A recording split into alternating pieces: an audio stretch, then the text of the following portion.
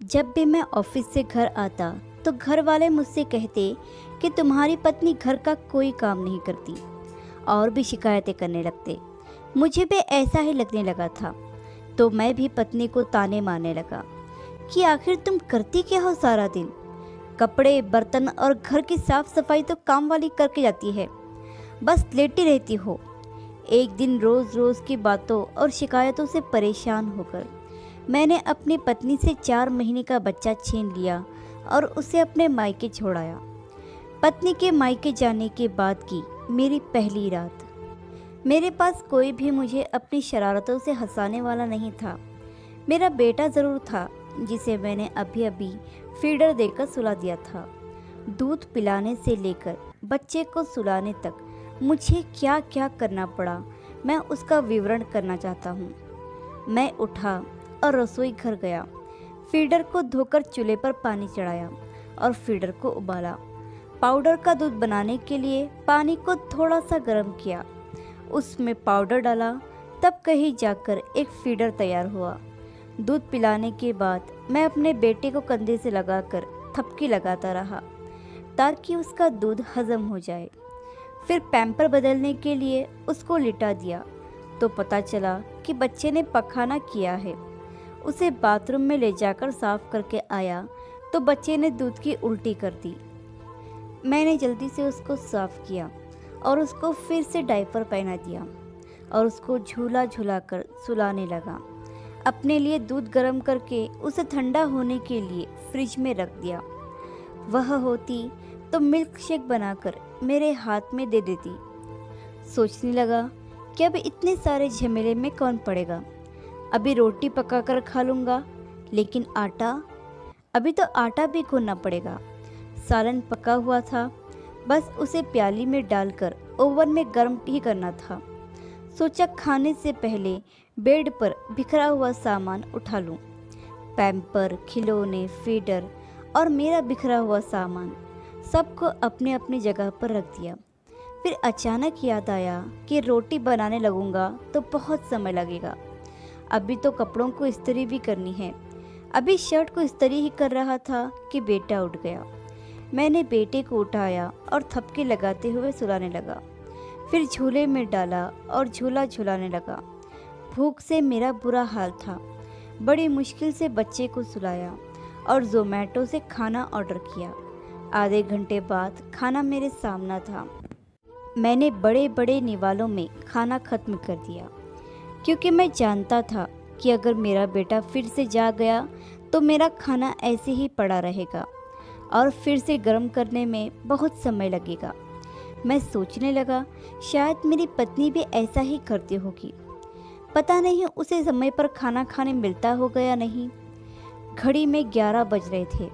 मैं बहुत थक गया था और खाते ही बिस्तर पर लेट गया और अपने आप में ही बड़बड़ा रहा था। निशा, अलमारी से चादर निकाल कर दे दो प्लीज़, मुझे बहुत नींद आ रही है। फिर ख्याल आया कि वह तो यहाँ है ही नहीं। वह होती तो चादर निकाल कर उड़ा देती। अब खुद ही अलमारी से चादर निकालनी पड़ेगी। अभी इतना सोच ही रहा था कि बिजली चली गई और पंखा बंद हो गया।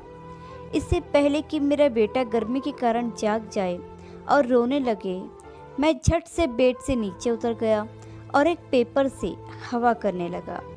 मुझे नींद के झोंके आ रहे थे, लेकिन बेटे को हवा करना भी ज़रूरी था, नहीं तो वो जाग उठेगा। 1 बजे बिजली आई और तुरंत ही मैं सो गया। 2 बजे बेटे के रोने की आवाज़ से मेरी आँख खुली। अचानक गहरी नींद से जागने पर मेरे सर में दर्द होने लगा। उसे भूख लगी थी। मैं सुस्ती से उठा और उसे डिब्बे का दूध बनाकर पिलाया। 2:30 बजे के करीब बेटा सो गया और मैं भी। उसके बाद बेटा कब जागा और कब तक रोता रहा मुझे कुछ नहीं मालूम। फिर जब सुबह 8 बजे मेरी आँख खुली तो वह रो ही रहा था।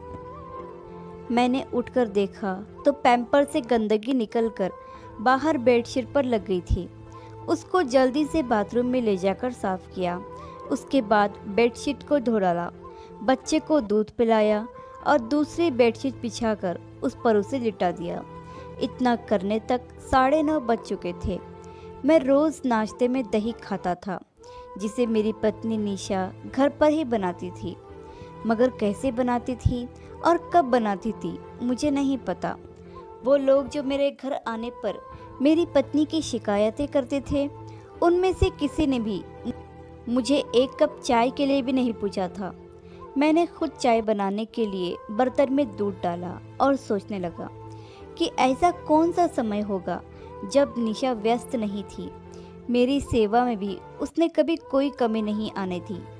घर में सिर्फ 3 ही काम तो नहीं थे जिनके लिए मैंने नौकरानी रखी थी। एक बच्चे को संभालना ही काफ़ी था उससे थकन से चूर होने के लिए, लेकिन वह तो मुझे समय पर खाना देती रहती। मैं थक जाता तो मेरे पाँव दबाती, मैं उदास होता तो मुझे हंसाती। अगर मुझ पर काम का दबाव होता या मैं परेशानी में होता तो वह मेरा हौसला बढ़ाती। मैं यही सोचता रहा कि दूध उबलकर शेल्फ पर आ चुका था। मैं धीरे धीरे शेल्फ पर कपड़ा लगाने लगा और साथ ही उन तानों भरे प्रश्नों को सोचने लगा जो मैं निशा से पूछा करता था कि तुम करती क्या हो सारा दिन? तुम्हारा बदन क्यों इतना दर्द करता है? तुमने कौन सा पहाड़ उठाया है जो इतनी थक जाती हो? मेरे ताने सुनकर वह करवट बदल लेती और शायद आंसू बहाती, पर मैं जालिम इंसान ने उसकी परवाह ही नहीं की और फिर थोड़ी देर बाद खुद ही करवट बदलकर मुस्कुराकर मेरा चेहरा अपनी ओर करती और मुझसे कहती आई लव यू। तो मैं भी मुस्कुरा देता और बहुत जिद करने लगती कि तुम भी मुझे आई लव यू टू कहो ना। मुझे निशा की प्यारी प्यारी शरारतें याद आने लगी। सुबह के 10 बज गए थे और नींद पूरी ना होने के कारण मैंने ऑफिस से छुट्टी ले ली थी और वह सब लोग अपने अपने कमरों में बैठे थे जो मुझे कल ही कह रहे थे कि तुम्हारी पत्नी घर का कोई काम नहीं करती। चाय नाश्ता पूछना तो दूर की बात, और मैं भी किन की बातों में आकर अपनी प्यारी पत्नी को अपने से दूर कर बैठा। मैं सोचने लगा कि अगर पति पत्नी में कोई गलतफहमी हो जाए या कोई झगड़ा हो जाए तो उन्हें खुद ही सुलझाना चाहिए, ना कि किसी और की बात सुननी चाहिए। मैंने अपने बच्चे को गाड़ी में डाला और गाड़ी उन रास्तों पर दौड़ाई जो रास्ते मुझे हमेशा के लिए मेरी निशा के साथ जोड़ने वाले थे। वहां पहुंचकर मैंने दोनों हाथ जोड़कर निशा से माफ़ी मांगी। ओ मेरी निशा, तुम इतनी अच्छी कैसे हो सकती हो? तुमने मुझसे कोई शिकायत ही नहीं की और खुशी खुशी मेरे साथ घर वापस आ गई। प्यारे दोस्तों, अपनी पत्नी को समय दें, उसका आदर सम्मान करें, उसे प्यार करें। वह अपने माता पिता और अपने बाबुल का आंगन छोड़कर आपके साथ बिल्कुल नए परिवार में अपना जीवन बिताती है। वह आपसे बिना वेतन लिए आपके और आपके माता पिता की सेवा करती है, बिना लालच के आपका, आपके बच्चों का और अन्य परिवार वालों का ख्याल रखती है। और बदले में उसे क्या मिलता है यह तो सब जानते हैं। कहानी पसंद आई हो तो लाइक, शेयर और सब्सक्राइब करना बिल्कुल भी ना भूलिए। कहानी सुनने के लिए आपका बहुत बहुत धन्यवाद।